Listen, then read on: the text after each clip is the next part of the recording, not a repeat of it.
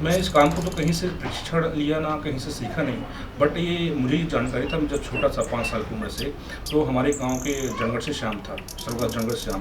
मुझे उनके पेंटिंग मैंने देखा था 2001 पे, और गांव के लोग भी कुछ करते थे, तो उसमें मुझे लगा कि मैं भी पेंटिंग करूँगा कि तो उस समय और अधिक मेरे को करने मन लग रहा था। तो उसी स्टार्ट से मैंने स्टार्ट कर दिया पेंटिंग करने का। लगभग मेरे को आज 20-21 साल हो रहा है।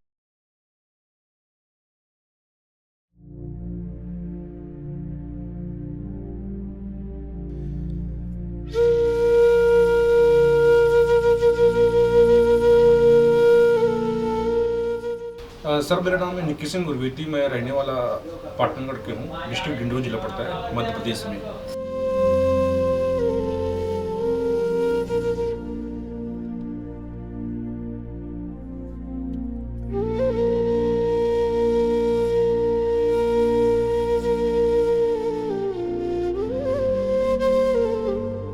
सर, ये काम को मैंने जब 5 साल के था तब से स्टार्ट किया था।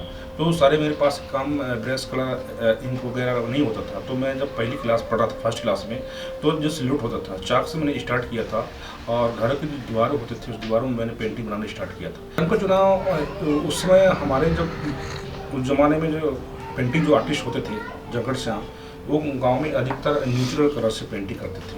आजकल हमारे जो ट्राइबल क्षेत्र है वो जंगल कट गया है, तो वो नामुमकिन हो रहा है। तो अभी जो मार्केट से आ रहे हैं, जो हमारे संस्कृति उस कल्चर को जिंदा रखने लोगों तक पहुंचाने के लिए, उस कलर का यूज कर रहे हैं, जो एक्रेलिक कलर जो आता है फेब्रिक कलर का, उसका यूज करते हैं। और अधिकतर इसका हमारा चुनाव ये होता है पेंटिंग बनाने का, जैसे कलरफुल होता है, जैसे हिरण बनाना, हाथी बनाना, शेर बनाना। तो हमको जो कलर अच्छा लगता है उस कलर को यूज करते हैं। उसके बाद कलर कॉम्बिनेशन करके डिजाइन डिटेल डालते हैं।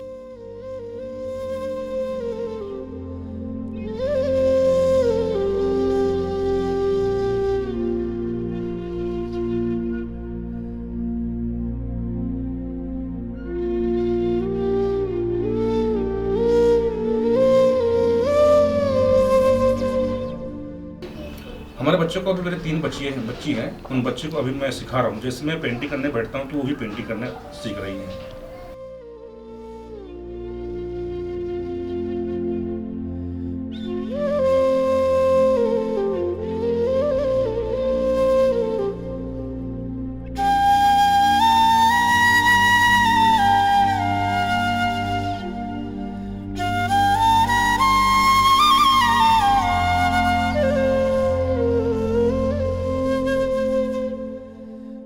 प्रॉब्लम तो ये आती है हमारे पेंटिंग बनाने का तो सब सही है, बट हमारे क्लाइंट नहीं है जो लोगों तक पहुंचाए, हमारे जो इस कला को उनका तक पहुंचाए। तो कैसे पता चले कि हम इस कला को कैसे आगे बढ़ाएं। अगर हमारे पास क्लाइंट अगर होता तो हम अच्छा मजबूत हो पाते।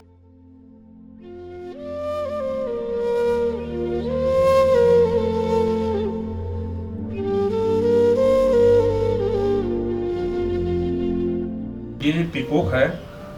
ये पीकॉक है हमारे जो ट्राइबल क्षेत्र, जो हमारी जो डिजाइन होता है, जब शादी जब होता है तो इस जो गोल आकार जो बनाते हैं, तो हम लोग का चावल का जो आटा होता है, उस आटा में शादी के आंगन में रखा जाता है। तो ये इसका डिजाइन पैटर्न ये है।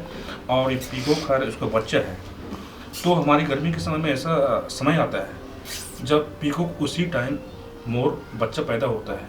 तो बच्चा पैदा होने से बच्चे को पानी चाहिए, तो माँ के लिए, माँ ने इस बच्चे के लिए पानी ढूंढता है, काफ़ी जगह जाता है, जंगल, नदी, तालाब सब।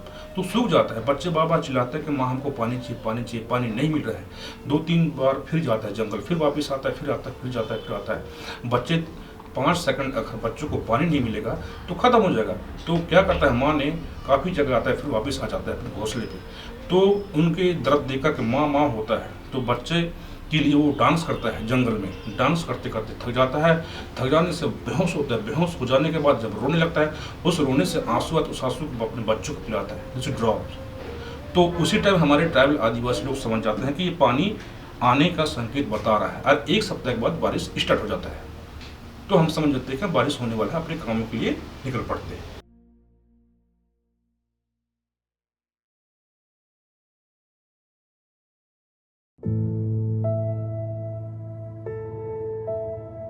ढूंढ का ये इतिहास है, पहले ज़माने से ये ढूंढ जंगलों में निवास करते थे। उस जमाने में निवास करते थे। फिर इसके इनकी जातियाँ ही गाँव निवास करते थे।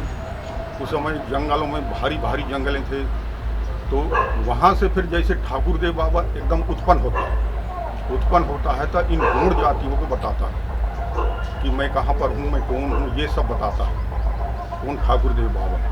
फिर इसी वहीं से फिर जो है इसको मानना शुरू कर देते हैं। फिर वो जब उसकी इच्छा हो जाता है तो उसके ऊपर वो सवारी हो जाता है। जैसे अभी कहते हैं किसी को देवी आ गया, किसी को देवी चढ़ गया, अभी कई लोग मतलब पंडानी करते हैं, तो ये हुआ। इसका इतिहास ये है ठाकुर देव का। और ये दोनों का इतिहास ये है कि पुराने ज़माने में कहीं हजारों साल लाखों साल से जो है ये जंगलों में निवास करते थे।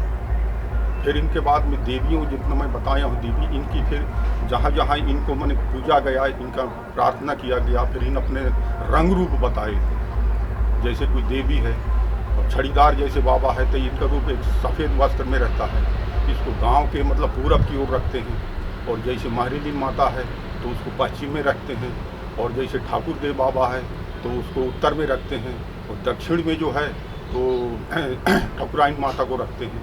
इसके बाद में वहाँ खेरो कूट के बीच में जो रहता है वो है भवानी माता कहते हैं। उसी खेरो कूट के दायरे में फिर भवानी माता को रख दिया है। तो खेरो कूट के माध्यम से उसको जाना जाता है।